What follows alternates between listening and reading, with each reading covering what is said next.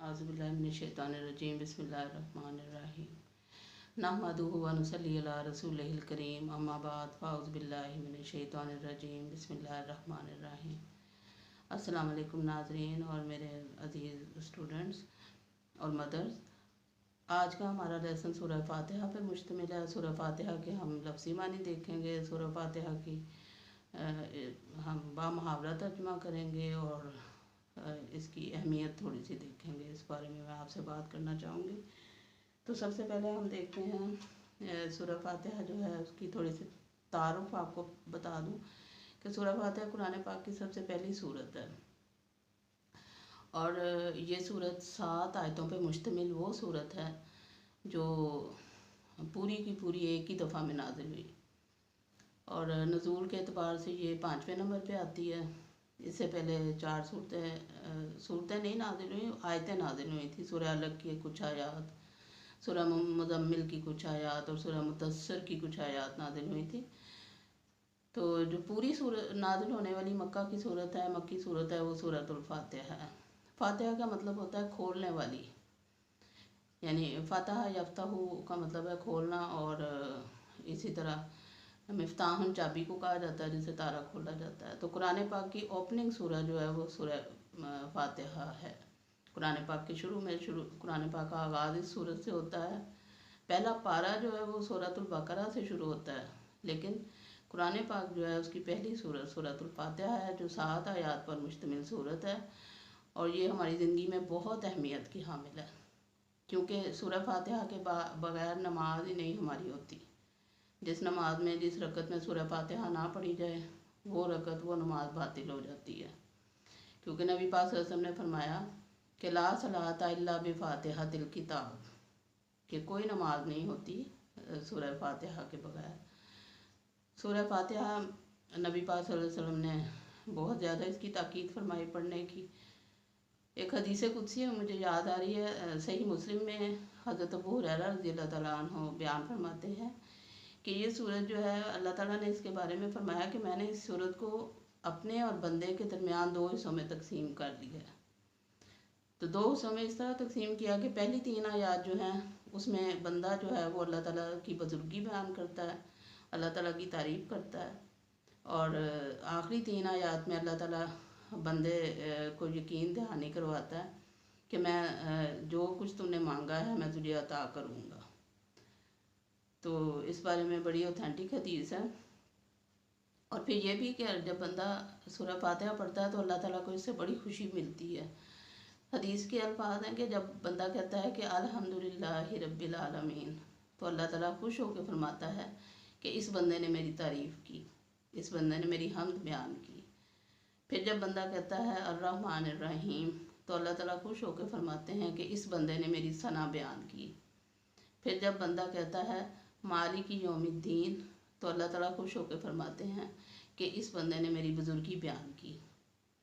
और फिर जब बंदा कहता है इय्याका नअबुदु व इय्याका नस्तईन, हम सिर्फ तेरी ही इबादत करते हैं और तुझी से मदद मांगते हैं, तो अल्लाह ताला फरमाते हैं कि जो तूने मांगा वो सब तेरे लिए है। फिर बंदा क्या मांगता है? बंदा कहता है इहदिना सिरातल मुस्तकीम, कि ऐ अल्लाह मुझे सीधे रास्ते की तरफ चला, मुझे सीधे रास्ते पर चला। अब सीधा रास्ता सिराते मुस्तकीम हम सीधे रास्ते को कहते हैं। अगर हम सीधे रास्ते पर चलते हुए थोड़ा सा भी टर्न हो जाएं तो फिर वो रास्ता हमें कहाँ से कहाँ ले जाता है इसका इंसान को अंदाज़ा भी नहीं होता। लिहाजा सीधे रास्ते से मुराद ये है कि हमने दुनिया में ज़िंदगी में अपने हर मामले में, अपने तमदनी, घरेलू, माशरती और सियासी हर मामले में, मुआशी हर तरह के हमें मामले में बैलेंस और एतदाल कायम रखना है, अदल इंसाफ से काम लेना है। अब ये काम कैसे हो? ये काम हम अल्लाह की मदद के बगैर ये काम नहीं कर सकते। और फिर जब हम कहते हैं इय्याका नअबुदु व इय्याका नस्तईन, कि अल्लाह हम तेरी ही इबादत करते हैं और तुझी से मदद मांगते हैं, तो फिर यहाँ गैरुल्लाह की नफ़ी हो जाती है। फिर मौला अल्लाह के सिवा कोई नहीं होता, फिर दाता अल्लाह के सिवा कोई नहीं होता, फिर मुश्किल कुशा अल्लाह के सिवा हम किसी को नहीं समझते। फिर हम किसी دوسرے شخص سے کوئی امید نہیں لگاتے، کیونکہ ہمیں پتہ ہے کہ سب کچھ اللہ کے ہاتھ میں ہے، اللہ کے سوا دینے والا کوئی نہیں، اللہ کا ساتھ ہے اور وہی ہماری دعاؤں کو سننے والا ہے، اسی سے ہمیں سب کچھ مانگنا چاہیے اور صرف اسی سے اچھی امیدیں لگانی چاہیے۔ اس کے سوا ہمارے دل و دماغ میں کوئی بھی ایسا شخص نہیں ہونا چاہیے کہ ہم سوچیں کہ وہ ہماری مدد کر سکتا ہے، اللہ کے سوا کوئی مددگار نہیں۔ پھر جب ہم دعا کرتے ہیں کہ اہدنا صراط المستقیم، کہ اللہ ہمیں سیدھے راستے پر چلا، تو پھر سیدھے راستہ آگے سے ہم کیا مانگتے ہیں؟ ہم سیدھا راستہ وہ مانگتے ہیں جو انبیاء علیہ السلام کا راستہ تھا، جو صدیقین کا راستہ تھا، جو شہداء کا راستہ تھا اور جو صالحین کا راستہ ہے۔ ہم وہ راستہ اللہ سے مانگتے ہیں، کیونکہ ہم اللہ سے کہتے ہیں صراط الذین انعمت علیہم، اے اللہ ہمیں اس راستے پر چلا، ان لوگوں کے راستے پر چلا جن پر تو نے اپنا انعام کیا، جن پر تو نے احسان فرمایا، جن کو تو نے ہر طرح کی نعمت سے نوازا۔ یا اللہ ان لوگوں کے راستے پر ہمیں چلا جن کو دنیاوی نعمتوں سے بھی نوازا اور جن کو دینی اور روحانی نعمتوں سے بھی تو نے نوازا۔ تو پھر ہم کہتے ہیں کہ اچھا یہ جو آیت آتی ہے اہدنا صراط المستقیم صراط الذین انعمت علیہم، اب یہاں پہ انعمت علیہم سے کیا مراد ہے؟ جب ہم قرآن کو آگے پڑھتے ہیں، قرآن کھولتے ہیں، پڑھتے ہیں، تو سورہ نساء میں ہمیں اس کی تشریح مل جاتی ہے۔ اللہ تعالیٰ نے خود ہی سورہ نساء میں فرما دیا کہ انعام یافتہ لوگ وہ ہیں جن میں انبیاء علیہ السلام ہیں، جن میں صدیقین ہیں، جن میں شہداء ہیں اور ان میں صالحین شامل ہیں، لہذا ہم ان کے راستے پہ چلنے کی دعا مانگتے ہیں۔ اور اہدنا صراط المستقیم بہت زیادہ پڑھنا چاہیے۔ سورہ فاتحہ میں تو ہم پڑھتے ہی ہیں، لیکن ہمیں دعاؤں میں بھی یہ دعا مانگنی چاہیے، کم از کم ہر نماز کے بعد 3 دفعہ ضرور یہ دعا مانگیں اہدنا الصراط المستقیم، کہ یا اللہ ہمیں سیدھے راستے پر چلا۔ اور کرنے کو تو ہم ہر روز ایک تسبیح بھی کر سکتے ہیں، صبح و شام بھی تسبیح کر سکتے ہیں پوری اہدنا الصراط المستقیم کی۔ اور آپ کو پتہ ہے سورہ فاتحہ کو سورۃ الشفاء بھی کہا جاتا ہے اور اس کا ایک نام الکتاب بھی ہے۔ شفاء اس لحاظ سے کہ نبی پاک صلی اللہ علیہ وسلم کی حدیثوں سے ثبوت ملتا ہے کہ سورہ فاتحہ جو ہے وہ اس میں شفاء ہے۔ سورہ فاتحہ پڑھ کے جب ہم مریض پہ دم کرتے ہیں یا پانی پہ دم کر کے مریض کو پلاتے ہیں تو اللہ تعالیٰ سے شفاء دیتے ہیں۔ تو کم از کم ہمیں علماء کرام سے پتہ چلتا ہے کہ صبح و فجر کی نماز میں سنتوں اور فرضوں کے درمیان اگر ہم 41 دفعہ سورہ فاتحہ پڑھیں اول آخر درود شریف کے ساتھ اور پھر سورت پڑھ کے پانی پہ دم کر لیں اور وہ پانی مریض کو پلائیں تو اللہ تعالیٰ اسے شفا دیتے ہیں۔ یا دوسرا طریقہ اس کا یہ ہوتا ہے جو علماء اور مفسرین سے ہمیں پتہ چلتا ہے کہ اول آخر درود شریف کے ساتھ 7 دفعہ اگر ہم پڑھ لیں، اگر 41 دفعہ پڑھنا مشکل لگتا ہے تو پھر 7 دفعہ کم از کم ضرور پڑھیں، پڑھ کے پانی پہ دم کر کے پئیں تو اللہ تعالیٰ اسے شفا عطا فرماتے ہیں۔ اور ویسے بھی ہر طرح کی رحمت اللہ تعالیٰ کی اور ہر طرح کی برکت ہوتی ہے گھر میں، یہ صورت پڑھنی بہت لازمی ہے، ہر روز نمازوں میں تو پڑھنی ہی ہے، نمازوں کے علاوہ بھی پڑھنی چاہیے۔ اچھا، تو سورہ فاتحہ کا پھر ہم لوگ دعا کرتے ہیں، بندہ دعا کرتا ہے غیر المغضوب علیہم ولا الضالین، کہ یا اللہ ان لوگوں کے راستے پر نہ ہمیں چلانا جن پر تیرا غضب ہوا اور جو گمراہ ہوئے۔ تو یہ دعا جب بندہ کرتا ہے تو اللہ تعالیٰ فرماتے ہیں کہ اے میرے بندے جو تو نے مانگا وہ تیرے لیے ہے، میں تجھے عطا کروں گا۔ تو مفسرین کے مطابق مغضوبون سے مراد وہ لوگ ہیں، یہودی لوگ مراد ہیں، اور ضالین یعنی گمراہ لوگوں سے مراد عیسائی ہیں۔ کیوں؟ کیونکہ انہوں نے اپنی کتابوں میں تحریفیں کر رکھی ہیں، انہوں نے اپنے نبیوں کے احکامات کو مانا نہیں اور اس میں تبدیلیاں کی، لفظی تبدیلیاں کی، معنوی تبدیلیاں کی، تحریف و تبدیلی ان کی عادت تھی، لہذا ان کو مغضوب اور ضالین کہا گیا۔ تو یہ ہماری سورہ فاتحہ تھی جو بڑی ہی فضیلت کی حامل صورت ہے اور بہت زیادہ اہمیت ہے، نماز اس کے بغیر نہیں ہوتی۔ ہمیں اس کا ورد بھی کرنا چاہیے، نمازوں میں تو پڑھنا ہی ہے، اس کا ترجمہ سیکھنا چاہیے، اور ہمیں یہ سوچ کے پڑھنی چاہیے کہ اللہ تعالیٰ ہماری اس جو دعائیہ صورت ہے، ہر آیت کا اللہ تعالیٰ خود جواب دیتے ہیں، اور پھر اللہ تعالیٰ کی رحمت ظاہر ہے ان لوگوں کے لیے ہی ہوتی ہے جو اللہ تعالیٰ پہ توکل کرتے ہیں، اس پہ بھروسہ رکھتے ہیں، اسی سے امیدیں لگاتے ہیں، اسی کو کارساز سمجھتے ہیں، اپنا ہر دکھ درد اسی سے بیان کرتے ہیں۔ تو ایسے لوگوں کے ساتھ پھر اللہ تعالیٰ کی رحمت ہوتی ہے۔ اللہ تعالیٰ آپ کو ہمیں سب کو سورہ فاتحہ کی کثرت سے تلاوت کرنے کی توفیق عطا فرمائے۔ چلیں لفظی ترجمے کی طرف چلتے ہیں۔ آپ نے اپنی کاپیاں تیار رکھنی ہیں، اور آپ لفظی ترجمہ لکھیں، اس کو یاد کریں، اور پھر مجھے فیڈ بیک دیں اور کمنٹس میں ضرور بتائیں کہ آپ کو اس سے کتنی سمجھ آئی۔ ٹھیک ہے، چلیں دیکھتے ہیں لفظی ترجمہ۔ بسم اللہ الرحمن الرحیم۔ اللہ کے نام سے شروع کرتی ہوں جو بہت مہربان اور نہایت رحم کرنے والا ہے۔ سورۃ الفاتحہ مکیہ، آیاتہ 7، رکوع 1۔ الحمد، سب تعریفیں، سارا شکر۔ الحمد کا مطلب سب تعریفیں بھی ہوتا ہے اور شکر بھی ہوتا ہے۔ جب ہم اللہ تعالیٰ کا شکر ادا کرتے ہیں تو ہم الحمدللہ کہتے ہیں۔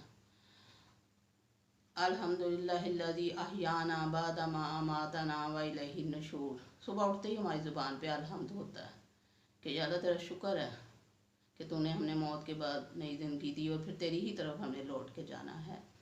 پھر ہم کھانا کھا کے ہم پھر الحمدللہ پڑھتے ہیں۔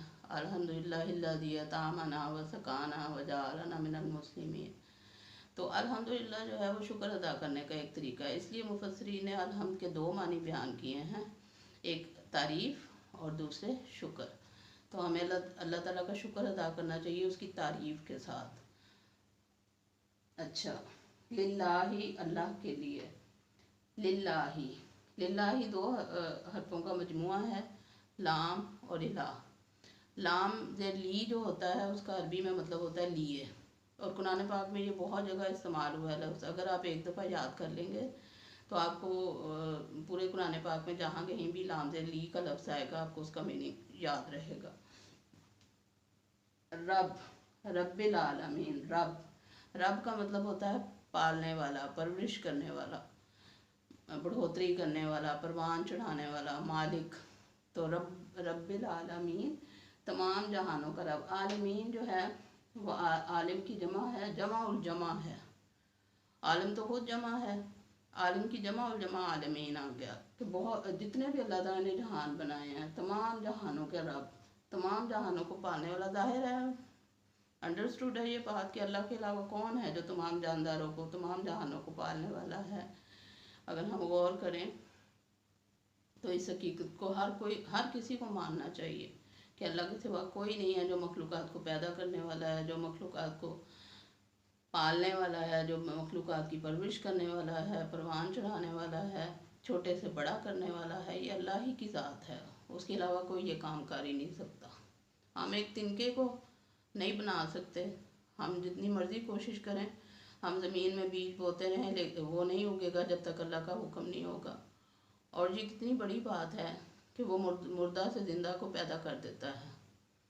زمین جو بنجر پڑی ہوتی ہے، جو بالکل خشک ہو جاتی ہے، درخت جو خزاں میں بالکل خشک ہو جاتے ہیں، ایسا لگتا ہے جیسے کبھی اس پہ دوبارہ پتے آئیں گے ہی نہیں، لیکن جب بہار آتی ہے تو آپ دیکھتے ہیں کہ کیسا سما ہوتا ہے کہ یہ وہ اللہ ہی کی یاد دلاتا ہے وہ سما ہمیں کہ اللہ ہے جس نے ایک چھوٹے سے بیج میں سے زمین میں جس کو ہم ڈالتے ہیں اس میں سے کس طرح کے پھل پھول پودے، طرح طرح کے فروٹس، طرح طرح کے اناج اللہ تعالیٰ پیدا کر دیتا ہے۔ کیا چیز ہے یہ!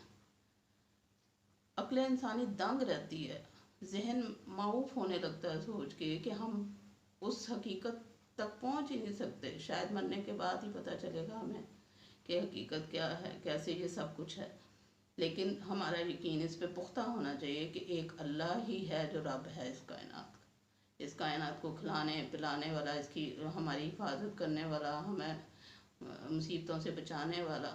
ایک اللہ ہی ہے، اسی پہ بھروسہ ہونا چاہیے، اسی کو ہر وقت یاد کرنا چاہیے، اسی کو ہر وقت پکارنا چاہیے، اسی کی ہر وقت ہمیں تعریف کرنی چاہیے۔ اللہ سب کو توفیق دے۔ تو دوسری آیت ہے الرحمن الرحیم۔ الرحمن الرحیم کا ہم مطلب کل کر چکے ہیں ترجمہ، جو بسم اللہ الرحمن الرحیم جب ہم نے پڑھا تھا تو الرحمن الرحیم کا ترجمہ کیا تھا۔ بہرحال الرحمن کا مطلب ہے بہت زیادہ رحم کرنے والا، اور الرحیم کا مطلب ہے مسلسل رحم کرنے والا۔ دنیا میں اگر ہم دیکھیں لوگوں کو تو اگر کوئی آپ پہ کوئی احسان کر دیتا ہے ایک دفعہ، بار بار نہیں کرے گا۔ اگر کوئی آپ کے ساتھ محبت سے پیش آتا ہے تو ایک وقت آئے گا کہ وہ آپ کا دشمن بھی بن جائے گا، اور یہ ہر روز ہم دیکھتے ہیں خاندانوں میں، گھروں میں۔ لیکن اللہ ایک ایسی ہستی ہے جو اپنے بندے کو کبھی نہیں چھوڑتا، کبھی نہیں بھولتا۔ وہ بہت شدت سے رحم کرتا ہے، اور رحم کے شدت سے بھی کرتا ہے اور مسلسل کرتا ہے۔ ہم اگر ایک مثال سے اس بات کو ہم سمجھ سکتے ہیں کہ جیسے آج کل سیلاب آیا ہوا ہے، سیلاب میں کتنے ایک دنیا مشکل میں پھنسی ہوئی ہے، تو ہم پہ جب شدت سے جذبہ ایک طاری ہوتا ہے ان کی مدد کا، ہمدردی کا، ہم لوگ فوراً ان کی مدد اور ہمدردی کے لیے تیار ہو جاتے ہیں۔ لیکن پھر کچھ عرصے بعد وہ جذبہ جو ہے وہ مان پڑ جاتا ہے، ہم لوگ ٹھنڈے پڑ جاتے ہیں، بس پھر ہم سوچتے ہی نہیں ان کے بارے میں، پرواہ ہی نہیں کرتے کہ وہ کس حال میں ہے۔ لیکن اللہ تعالیٰ کی ذات اور وہ ہستی ہے جو کبھی بھی رحم کرنا نہیں چھوڑتا، نہ اس دنیا میں اور نہ آخرت میں انشاءاللہ تعالیٰ۔ مالک، مالک کہتے ہیں بادشاہ کو۔ مالک ہے، با اختیار ہے، قدرت رکھنے والا ہے، اور وہ مالک ہے، مالک الملک ہے یوم الدین کا۔ یوم کہتے ہیں دن کو یا روز کو، الدین جو ہے نا لفظ تھوڑا سا ہٹ کے ہے اردو سے، اس کا مطلب ہے جزا و سزا کا دن یا بدلے کا دن۔ الدین جزا و سزا یا بدلہ، یعنی روز محشر، جس روز تمام انسانوں کے اعمال کا حساب لیا جائے گا، ان کے نیک اعمال کا انہیں بدلہ اچھا دیا جائے گا، اور برے اعمال کا بدلہ انہیں برا دیا جائے گا۔ تو وہ دن ہے جس دن اللہ کے سوا کوئی مالک نہیں ہوگا، وہ ہمارا آقا ہے، ہم اس کے غلام ہیں۔ ایاک نعبد، ایاک، ایاک مطلب ہے صرف، کا مطلب تیری، ایاک صرف تیری ہی، نعبد ہم عبادت کرتے ہیں یا کریں گے۔ نعبد جو ہے فعل مضارع کا صیغہ ہے، جس کا مطلب ہوتا ہے کہ اس میں حال اور مستقبل دونوں معنی آ جاتے ہیں۔ عربی میں فعل ماضی ایک صیغہ علیحدہ ہوتا ہے، اور مضارع کا صیغہ وہ ہوتا ہے جس میں حال اور مستقبل دونوں کے معنی آ جاتے ہیں۔ تو اس کا ترجمہ کرتے ہوئے ہم نے خاص طور پہ خیال رکھنا ہے کہ ہم نے حال میں اور مستقبل میں اس کا ترجمہ کرنا ہے، یعنی ہم عبادت کرتے ہیں اور کرتے رہیں گے، تا قیامت ہم اللہ تعالیٰ کی عبادت کرتے رہیں گے انشاءاللہ۔ وا کا مطلب ہوتا ہے اور، عربی میں آپ قرآن پاک میں ہزار جگہ پہ پڑھیں گے وا، اور اس کا مطلب آپ کو یاد رکھنا ہے۔ ایک دفعہ یاد کر لیں گے تو ہمیشہ آپ کو یاد رہے گا کہ وا کا مطلب ہوتا ہے اور۔ صرف، اچھا، ایاکا، ایا صرف، کا تجھ سے، نستعین ہم مدد مانگتے ہیں۔ استعانت ہوتا ہے مدد مانگنے سے، مدد مانگنا استعانت۔ تو نستعین جو ہے یہ بھی فعل مضارع کا صیغہ ہے، اس کا معنی کرتے ہوئے ہم نے حال اور مستقبل دونوں معنی ذہن میں رکھنے ہیں، اور لکھتے وقت، یاد کرتے وقت بھی اس بات کو ذہن میں رکھنا ہے کہ نستعین کا مطلب ہے ہم مدد مانگتے ہیں یا مانگیں گے، مانگتے رہیں گے، ہمیشہ اللہ سے مدد مانگتے رہیں گے انشاءاللہ۔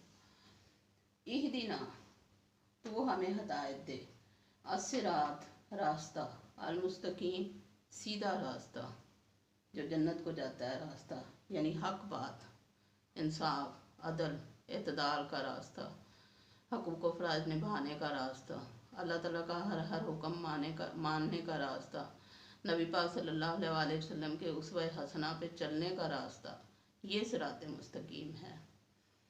پھر اچھا، صراط الذین، صراط راستہ، الذین وہ جو، یا ان لوگوں کا، انعمت جن پر تو نے انعام کیا۔ یہ میں پہلے بھی بتا چکی ہوں کہ انعمتا سے مراد کون لوگ ہیں، یعنی انبیاء علیہ السلام، صدیقین، شہداء اور صالحین، ان کے راستے پہ چلنے کی ہمیں دعا کرنی چاہیے۔ ایک حدیث مبارکہ ہے، رسول پاک صلی اللہ علیہ وسلم نے فرمایا، مفہوم ہے حدیث کا، کہ جب ہم وضو کرتے ہیں تو وضو کے بعد اگر ہم سورہ جو ہے سورۃ القدر علماء کرام کہتے ہیں کہ اگر آپ 3 دفعہ پڑھ لیتے ہیں تو آپ کو روز محشر اللہ تعالیٰ انبیاء علیہ السلام کے ساتھ کھڑ اٹھائے گا، اور اگر وضو کے بعد ہم 2 دفعہ پڑھ لیتے ہیں تو اللہ تعالیٰ ہمیں صدیقین اور شہداء کے ساتھ اٹھائے گا، اور اگر ہم 1 دفعہ پڑھتے ہیں تو اللہ تعالیٰ ہمیں صالحین کے ساتھ اٹھائے گا۔ تو کوشش کرنی چاہیے کہ جو علماء کرام کے طریقے ہیں اس کو ہم اپنی زندگی میں اپنائیں۔ اور وضو کے بعد ایک تو یہ حدیث میں آتا ہے کہ جو دوسرا کلمہ پڑھ لیتا ہے، اشہد ان لا الہ الا اللہ و اشہد ان محمدًا عبدہ و رسولہ اللہم جعلنی من التوابین و من المتطہرین، جب ہم یہ دوسرا کلمہ پڑھ لیتے ہیں تو جنت کے 8 دروازے کھل جاتے ہیں۔ کتنی بڑی خوشخبری اور سعادت ہے کہ وضو کرنے کے بعد جب ہم ایک کلمہ دوسرا کلمہ شہادت پڑھتے ہیں تو جنت کے 8 دروازے کھل جاتے ہیں۔ اور پھر اس کے ساتھ ساتھ سورۃ القدر پڑھنی چاہیے 1 دفعہ، تو یہ ہمیں اپنا معمول بنانا چاہیے۔ پھر فرمایا علیہم 2 لفظوں کا مجموعہ ہے۔ علی کا مطلب ہوتا ہے پر، ہم کا مطلب ہے ان پر، ان لوگوں پر، غیری سوائے، علاوہ، غیری سوائے یا علاوہ، غیر المغضوبی جن پر تیرا غضب ہوا، علیہم ان پر، ولا الضالین اور نہ ہی گمراہ لوگوں کے راستے پر۔ تو ہم یہ دعا اللہ تعالیٰ سے کرتے ہیں کہ یا اللہ تو ہمیں سیدھا راستہ دکھا، ان لوگوں کا راستہ جن پر تو نے انعام کیا، نہ کہ ان لوگوں کا راستہ جن پر تیرا غضب ہوا اور جو گمراہ ہوئے۔ صدق اللہ العظیم وما علینا الا البلاغ۔ تو یہ آپ کا آج کا سبق تھا، اور آپ نے اس کو اچھی طرح یاد کرنا ہے، اور کل ہم انشاءاللہ تعالیٰ قرآن پاک کا پہلا پارہ شروع کریں گے، اور پہلی سورۃ البقرہ کی کچھ آیات کا معنی و مفہوم سمجھنے کی کوشش کریں گے۔ ٹھیک ہے، چلیے کل ملتے ہیں پھر انشاءاللہ تعالیٰ۔ اللہ حافظ۔